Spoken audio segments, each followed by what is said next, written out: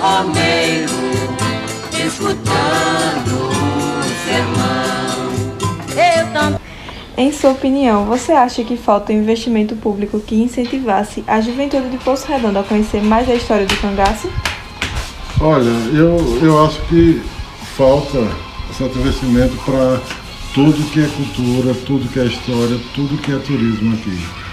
Aqui não atrai o público daqui, o estudante daqui, o povo daqui, porque o que não é mostrado não é visto. Não cria aquele gosto pelo que tem. Tem que ser criado em Poço Redondo uma autoestima pela história. Porque o cangaço é muito importante em todo lugar. É fonte de renda. Olha, um exemplo. Piranhas ali, o quanto não tem ali não entra ali de recursos, com turista. E Poço Redondo tem dado 10 a 0 na história do cangaço. O que é que se faz aqui? Nada. Né? Aqui não se incentiva, vamos dizer, temos a beira do rio imensa, locais maravilhosos. Não se incentiva o turismo, não se incentiva na história. É como se ele dissesse, olha, nós temos, agora vão lá atrás, vocês, se virem. E aqui tem Secretaria de Cultura, de Turismo e tudo, sei para quê. Né? O que falta é esse incentivo. O memorial aqui, um exemplo aqui dentro, poucos entram aqui para fazer alguma pesquisa. Não, muita gente passa aí na frente e nunca entrou. E esse espaço aqui já é o que existe desde 2013. E pouca gente, não é todo mundo de Poço Redondo que sabe, nem o que indicar onde fica. Então o que falta é isso. Porque olha, Poço Redondo é grande em tudo, no tamanho. Olha, nós temos a maior beira de rio do estado, são 4 povoados belíssimos, Bom Sucesso, Curralinho, Jacaré, Cajueiro. Tudo dá para explorar o turismo, fazer renda, dar emprego. Mas o que é que eles fazem? Não trabalham nisso. Poço Redondo tem a Serra da Guia, que é o ponto mais alto do estado. Né? E não se trabalha essa ideia também. A própria guia, o quilombo da guia, que é uma coisa fantástica. Dona Zefa ali, não se trata de explorar ali como forma turística. Não se faz nada. Nós temos aqui os locais do estado de Sergipe, ou no Nordeste, no Brasil, onde ocorreram mais batalhas do Lampião, mortes, tudo que aqui é muito importante no cangaço. Mas não há esse cuidado aqui. Olha, nós temos a Baranduba, onde ocorreu o segundo maior fogo do Lampião. O segundo combate maior, que foi onde o Lampião venceu 2 volantes. Nós temos aqui essa estrada aqui pertinho até o rio, 14 quilômetros, estrada aberta por Antônio Conselheiro, que já é um nome histórico. Deveria ser mais trabalhado, valorizado. Os marcos do cangaço. Nós temos vários marcos históricos que o povo vem de longe visitar, conhecer. E Poço Redondo não se conhece. O que falta é isso, o trabalho escolar, o trabalho da gestão municipal para tornar a Secretaria de Cultura e certo turismo mais eficiente e não ter coragem de mostrar o que temos. Porque hoje o que dá renda, o que dá emprego, o que faz o município grande é o turismo. Olha, veja ali, Piranhas nada, não era nada. Hoje em dia o que é que dá? Entre Montes, Ilha do Ferro, lá não cabe mais de gente de fora. E por que Poço Redondo nada? Porque está faltando alguma coisa. E nós temos mais do que os outros em tudo. E não é fácil. Você anda aqui um pouquinho, você encontra um filho de um ex-cangaceiro. Você vai ali, você encontra um parente de um ex-cangaceiro. Você vê o cangaço em todo lugar. Em todo lugar, mas é como se fosse deixando para lá. Aqui, a única praça que lembra alguma coisa do cangaço é aquela ali na pista. Por que não fazer uma coisa ali bonita? E mesmo assim para muito carro ali, muito ônibus para tirar foto, tudo. Mas o que é que fazem? Nada. É assim mesmo. Os gestores não fazem, mas a história, graças a Deus, preserva. Ninguém tira da história o fato. É por isso que é importante que a gente cabe aos jovens entender um pouco isso para que vá lutando, repassando isso. Minha luta é essa, não é fácil. Por exemplo, eu mantenho esse espaço aqui sem nenhuma ajuda de poder público de nada. Ninguém ajuda em nada, certo, prefeitura, câmara, nada. Mas eu lutando sempre, porque eu tenho esse compromisso. E que eu acho que deve ser um compromisso de todo jovem de Poço Redondo. Lutar para quê? Desenvolver o município, financeiramente também, lutar para que o nome de Poço Redondo seja cada vez mais reconhecido fora, que todo mundo ganhe. E a história temos demais, beleza nós temos demais. O São Francisco ali, todo lugar tem história. Poço de Cima ali, todo lugar tem uma história. Tem muita gente aqui que não vai no Poço de Cima, não sabe a história do Poço de Cima, né? A importância. Tem gente que não sabe o porquê do nome Poço Redondo. Tem gente que não se preocupa com isso. Tem professor que não sabe. Tem muito professor que não sabe nada da história de Poço Redondo. Mas também, quando não há essa exigência, aí se torna o tanto faz. Qual foi o motivo de tantos jovens de Poço Redondo decidirem entrar nas fileiras do cangaço? Como eu já citei, até através de outra pergunta aqui, que é o seguinte. Eram jovens mesmo, mocinha de 17, 18 anos, aqueles rapazes, aquelas mulheres, muitas delas já tinham, que entraram 7 de Poço Redondo. Aquelas mulheres já tinham algum chamiguinho com um jovem daqui que já tinha entrado no cangaço, aí depois veio buscar ela entrou. E também pelo fato daqueles homens do cangaço, daqueles cangaceiros serem até vistos como artistas. Isso interessava muito para elas, era uma coisa diferente. De cabelo grande, muitos deles de óculos escuros, chapéu, cheio de ouro, cheio de enfeite. Pronto. Agora, a maioria delas de Poço Redondo foi pelo fato de que o namorado ter entrado no cangaço. E ela gostava e entrou junto depois. Como aconteceu com, por exemplo, a Adília. Sila se encantou por outro, seguiu junto. Dinda, que morava ali no Poço de Cima, seguia depois junto com o quê? O namorado. Zé de Julião casou primeiro e depois veio buscar a Medina. Entendeu? Eles têm algum vínculo, namoro ou outra coisa. E tudo jovem. E outra, também pelo fascínio, a falsa ideia de que o cangaço seria uma vida bonita, boa. Todos jovens, sem ter uma mente formada para isso. Acabaram pagando preço alto lá em cima, lá quando entraram. E os homens porque os homens eram muito perseguidos. Aqueles jovens rapazes sem ter esperança de ter emprego. Quando eles conseguiam alguma coisa, eles eram extorquidos pela própria polícia.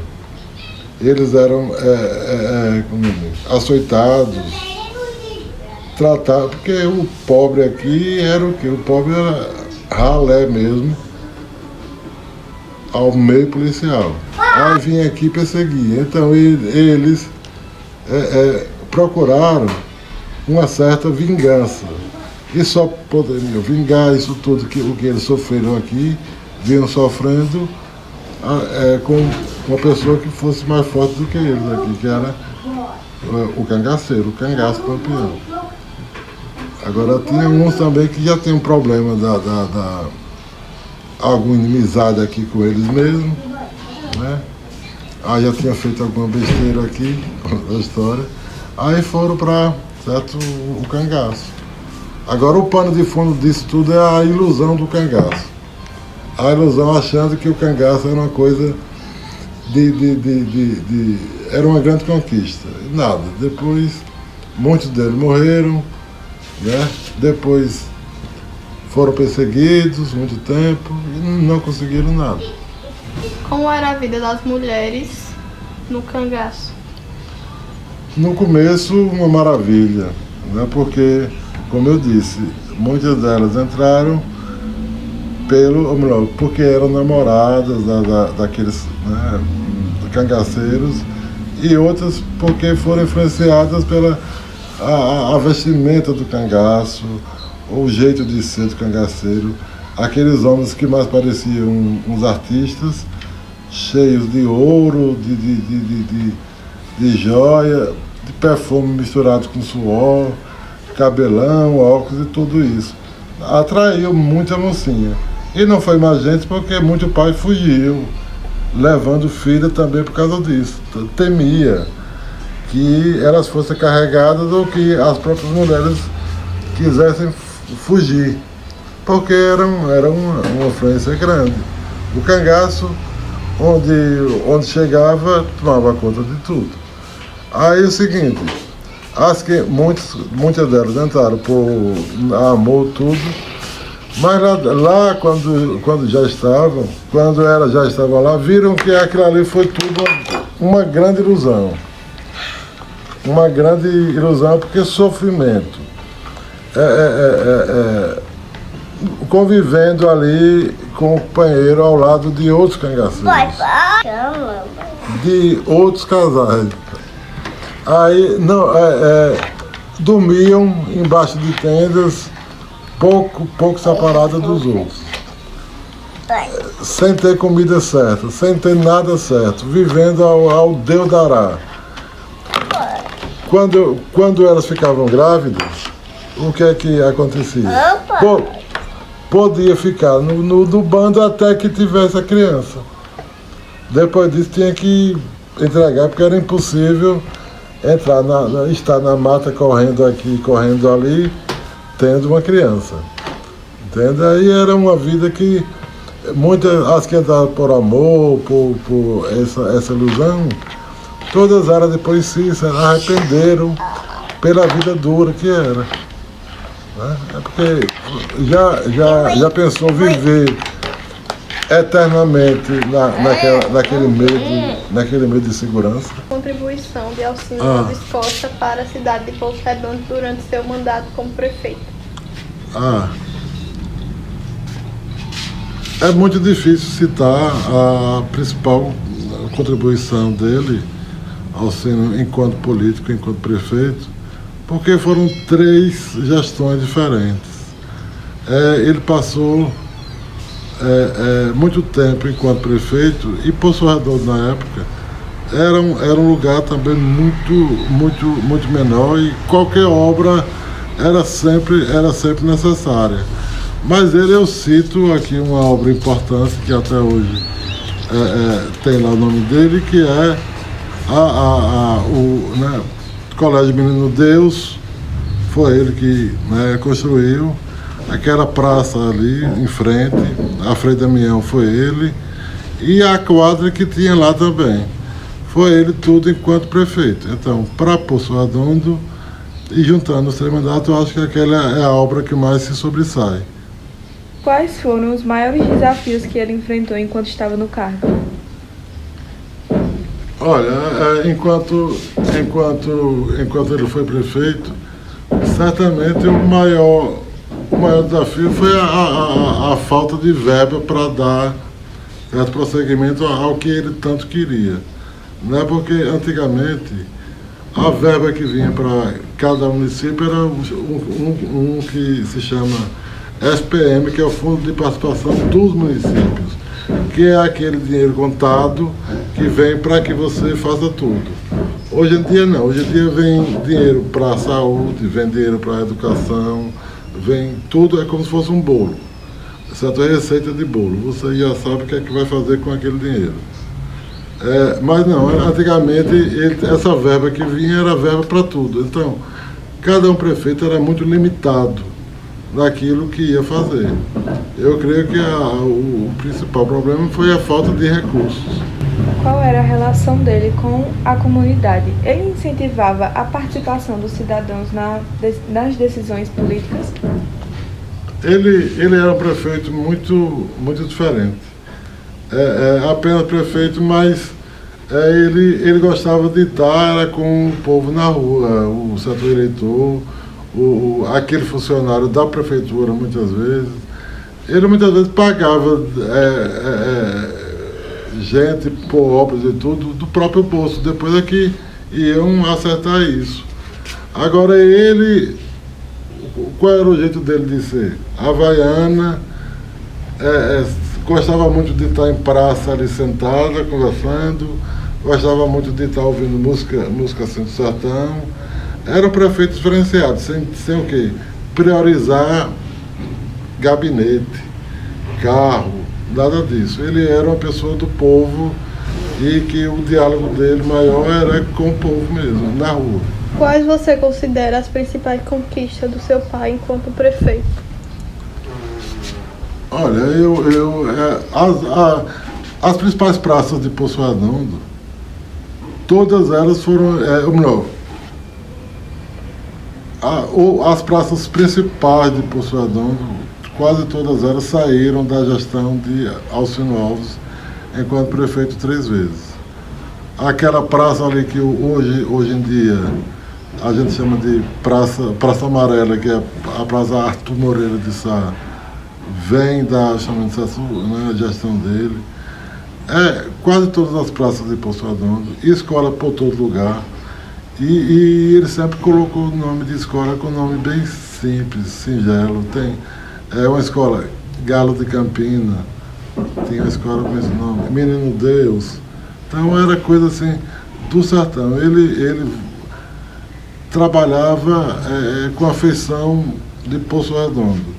Nunca teve nenhuma obra estrambólica, como diz a história. As obras dele foram assim, atender a população. Qual foram as mudanças mais significativas que ele trouxe para a cidade? Olha, é o seguinte, Poço Redondo antigamente era uma cidade praticamente sem praças, sem boas escolas, sem ruas calçadas, e ele procurou modernizar a cidade através de praças, através de escolas, que ele construiu muitas escolas por todo o município e deu uma nova feição a Poço Redondo, valorizou. Porque aqui, naquela época, o sertão já era muito discriminado. Ele tentou dar uma nova feição para que reconhecesse o valor que tinha Poço Redondo. Seu pai também era escritor, compositor. Me fala um pouco sobre Alcino, compositor e escritor. Porque ele sempre amou o sertão. Então ele quis transformar aquelas imagens que ele tinha do chamado sertão, que tanto ele conhecia.